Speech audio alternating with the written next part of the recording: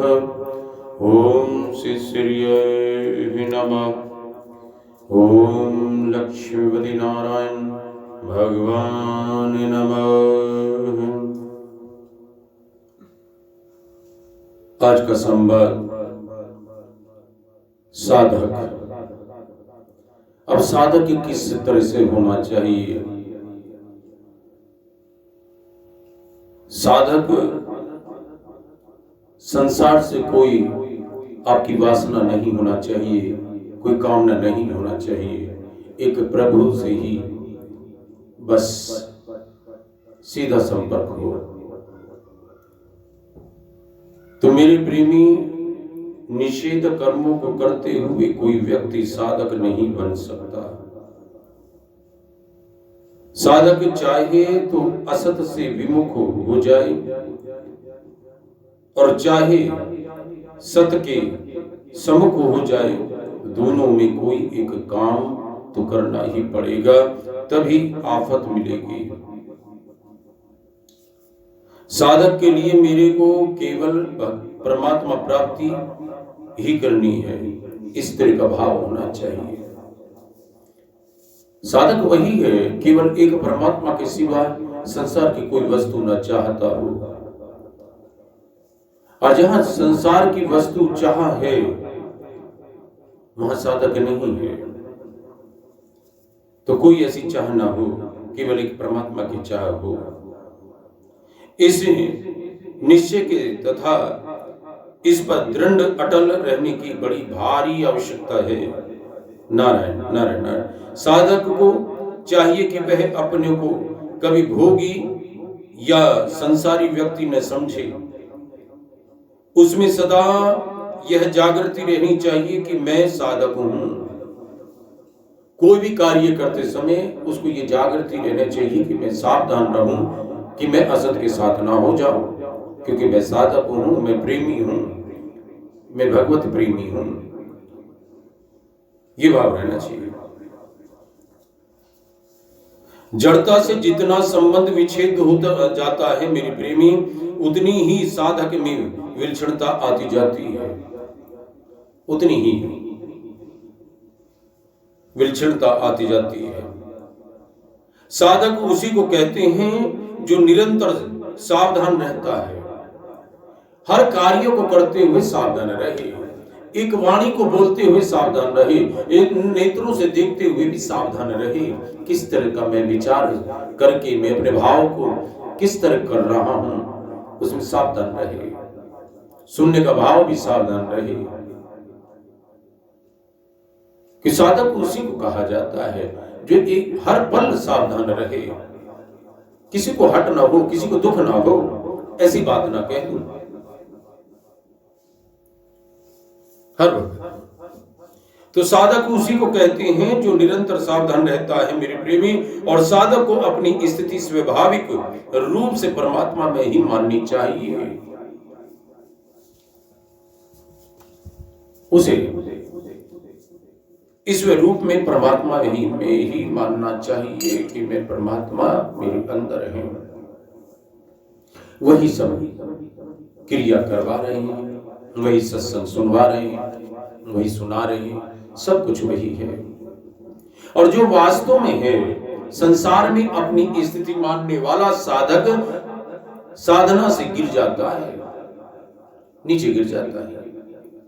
नारायण नारायण नारायण। साधक को विचार करना चाहिए कि अगर मेरे द्वारा किसी को लाभ नहीं हुआ और किसी का हित नहीं हुआ, किसी की सेवा नहीं हुई, तो मैं साधक क्या हुआ?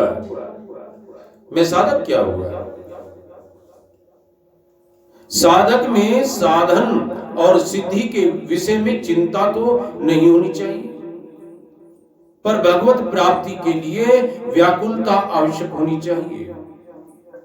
कारण कि चिंता भगवान से दूर करने वाली है, चिंता भगवान से दूर करने वाली है, और व्याकुलता भगवान की प्राप्ति कराने वाली है। जो तड़पन होती है, विरह की तड़पन, वो परमात्मा से मिलन करवाने वाली होती है, और चिंता भगवान से दूर करवाने वाली होती है। चिंता में आपका अपना बल है, आपकी अपनी बुद्धि है, इसलिए आप भगवान से दूर होकर संसार की तरफ गमन करते हैं और व्याकुलता भगवान की तरफ प्राप्ति करवाने वाली होती है। नारायण नारायण नारायण। तो जब तक अपने व्यक्ति तत्व भान हो, जब तक अपने व्यक्ति तत्व का भान हो, तब तक साधक को संतोष नहीं करना चाहिए। आपस में मतभेद होना और अपने मत के अनुसार साधन करके जीवन बनाना दोष नहीं है। प्रत्युत दूसरों का मत बुरा लगना, उनके मत का खंडन करना, उनके मत से घृणा करना ही दोष है। और जब तक साधक को अपनी स्थिति पर संतोष नहीं होता, तब तक उसकी उन्नति नहीं होती। साधक को केवल इतनी सावधानी रखनी चाहिए कि मेरे प्रेमी उसको जो चीज नाशवान दिखे उसके मुंह में न फंसे। इतनी सावधानी रखनी चाहिए, उसके मुंह में न फंसे, उसके महत्व न दे, नाशवान चीज को काम में ले पर उसकी दास्ता स्वीकार न करे। साधक को मतवादी न बनकर तत्ववादी बनना चाहिए मेरे प्रेमी, तत्ववादी। श्री नारायण नारायण नारायण। भोगी व्यक्ति को तो नींद मित्र के समान प्रिय लगती है। जैसे मित्र प्यारा लगता है, ऐसे ही भोगी व्यक्ति को नींद मित्र के समान प्रिय लगती है।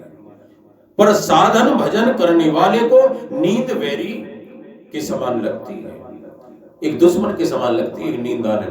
भगवान की हम ध्यान में बैठे हो, भगवान की कीर्तन भजन कर रहे हो, भगवान का सत्संग सुन रहे हो और उसमें नींद आए तो बैरी है, हमारी दुश्मन है। और जो भोगी आदमी होता है उसे नींद बड़ी प्यारी लगती है। तो मेरे प्रेमी, भजन न करने वाले के लिए तो वह कलयुग का समय है, पर भजन करने वालों के लिए वह बहुत उत्तम समय है, सतयुग से भी बढ़िया है। नारायण नारायण नारायण। अरे साधक को हर समय सावधान रहना चाहिए, और सावधान रहने का तात्पर्य है कि किसी से कभी कुछ न चाहना, किसी से भी कुछ नहीं चाहना।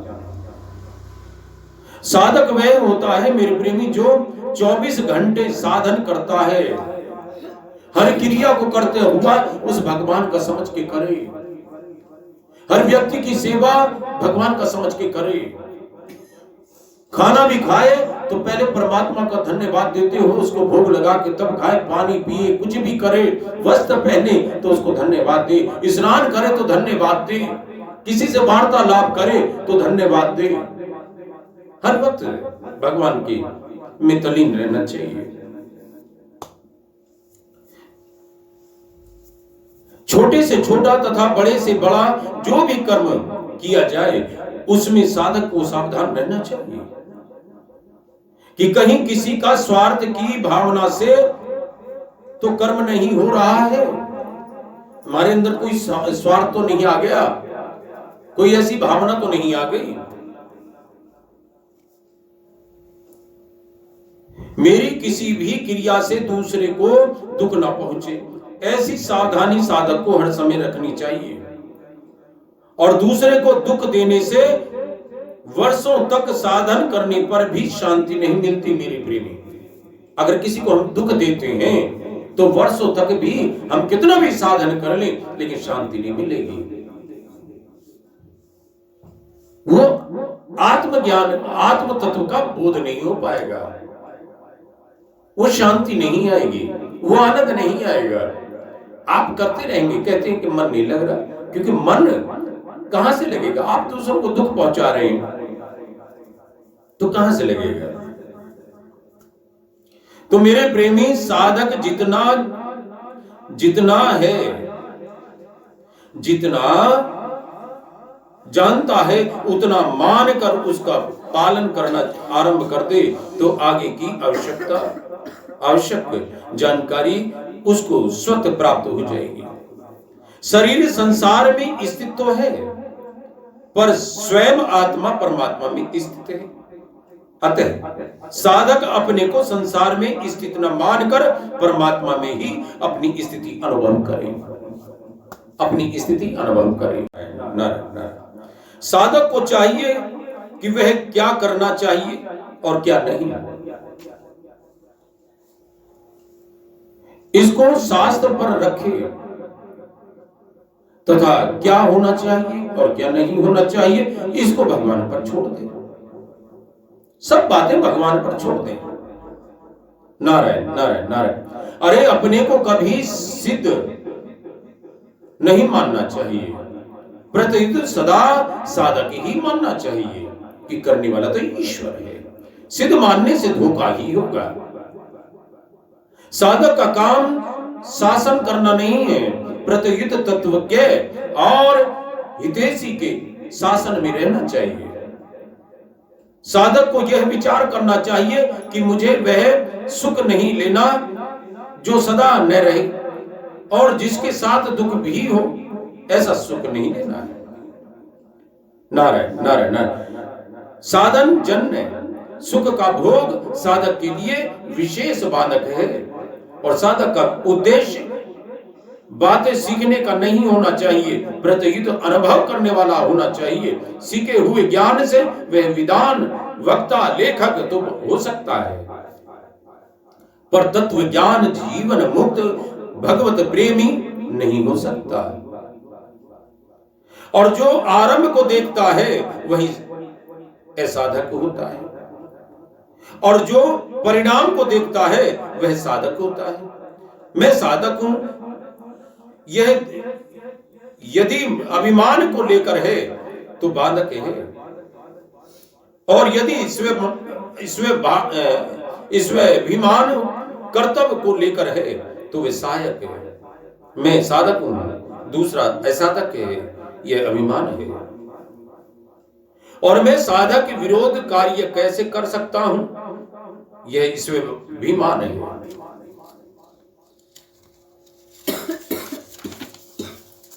साधक को सत्य तत्व का अनुयायी होना चाहिए, किसी व्यक्ति संप्रदाय आदि का अनुयायी नहीं होना चाहिए। नारायण नारायण नारायण। तो साधक किस प्रकार से होना चाहिए, कैसे कैसे उसको आगे में अपना आत्मा का कल्याण करने के लिए किस तरह से साधक होना चाहिए, इस विषय में हमें जानकारी मिली और इस पे अनुभव करते हुए हम आगे बढ़े। और कल साधन का विषय की चर्चा होगी, साधन हमें कैसा करना चाहिए। आज तो साधक का हुआ, कल साधन मिले या ना मिले, पर हमें सावधानी के साथ अपने ईश्वर का नाम करते हुए आगे बढ़ते रहे। साधन के ऊपर डिपेंड ना रहे कि ये साधन मिले तो मैं भजन करूं, ये साधन ना मिले तो ये ना कर पाऊं, ये पूरा मिल जाए तभी करूं। इस तरह का भाव निकाल के हम अलग रख के केवल नाम जप करना ही भजन नहीं है, प्रत्युत भगवत अनुकूल जिस किसी भी क्रिया भाव से भगवान की ओर आकर्षण बढ़े वह सब भजन ही है। इस प्रकार का साधन होना चाहिए। तो कल चर्चा साधन के ऊपर चलेगी, इसमें अमल करते रहें तो आगे बढ़ते रहें। सुनने से कुछ नहीं होगा जब तक आप अमल नहीं करोगे, अनुभव नहीं करोगे, खुद आगे नहीं बढ़ोगे तो सत्संग कुछ भी आपके काम नहीं आएगा। रोजाना हमने मेहनत करी, सब कुछ किया, फिर हमने किसी की बुराई करी, खंडन किया, किसी को दुख पहुंचाया, तो आप सफल नहीं हो पाओगे। साधक आपका सफल नहीं है। नारायण नारायण।